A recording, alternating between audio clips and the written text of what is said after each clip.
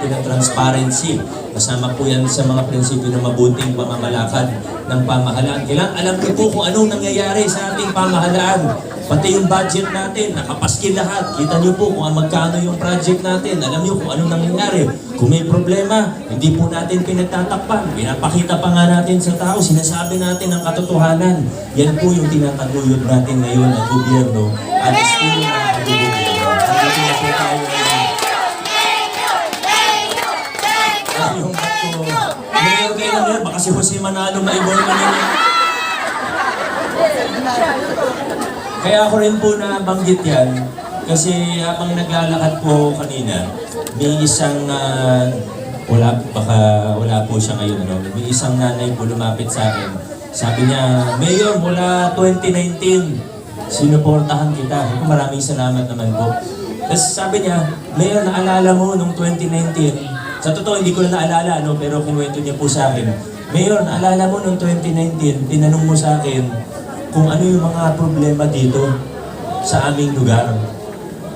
At ang sagot daw niya ay hindi daw niya masabi dahil, sabi niya, alam mo na yun, sabi niya.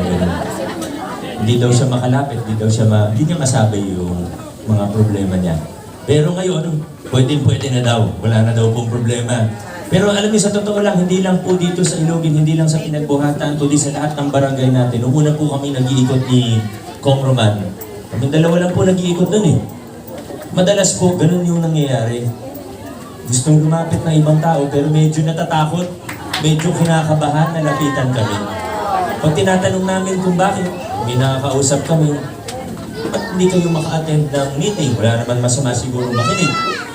Ang lagi pong sinasabi, Vico, Roman, pasensya na. Kasi meron akong anak na eskolar ng Pasig. Meron akong kamag-anak na empleyado ng City Hall. Pag makitang kasama namin kayo, baka mapag-initan, baka mawalan ng scholarship, baka mawalan ng trabaho. Alam niyo po, totoo yan. Ayan yung naging experience natin bago mag-2019, hanggang 2019. At yan din po yung, sa totoo, yan din po yung isa sa naging motivasyon ko kung bakit ako tumakbo noong 2019. Ngayon po, pinaglalaban natin yung mga pagbabago sa ating pamahalaan. Tinalikuran na natin yung sistema ng takutan, inayawan na natin yung sistema ng palakasan sa pamahalaan. Pantay-pantay ang tingin sa atin ngayon ng ating lokal na pamahalaan. Paboritong simbolo ko po nito kasi ito yung simbolo na kitang-kita po kagad. Halatang-halata, madaling ipaliwanag. Yung simbolo po natin dito ay wala na pong iba kundi ang ating pamaskong handog. Nakakatanggap po ba tayo? Noon po nakakatanggap po kayo. Halo na yung sagot. Yung iba, oo. Yung iba, hindi.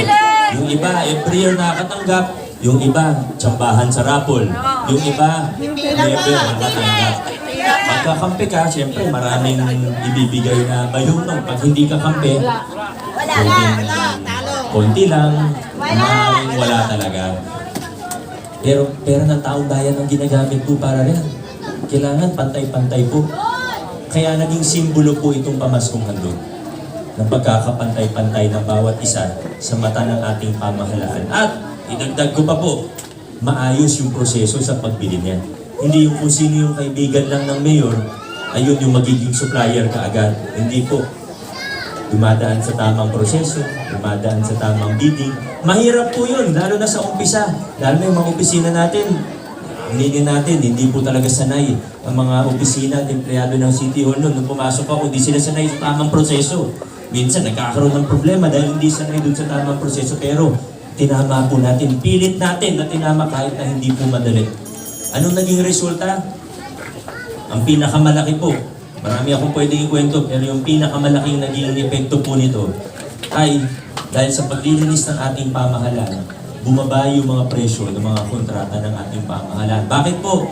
Dahil bukod sa ginawa natin bukas, transparent, bukod sa inayos natin ang proseso, tinanggal ang kickback.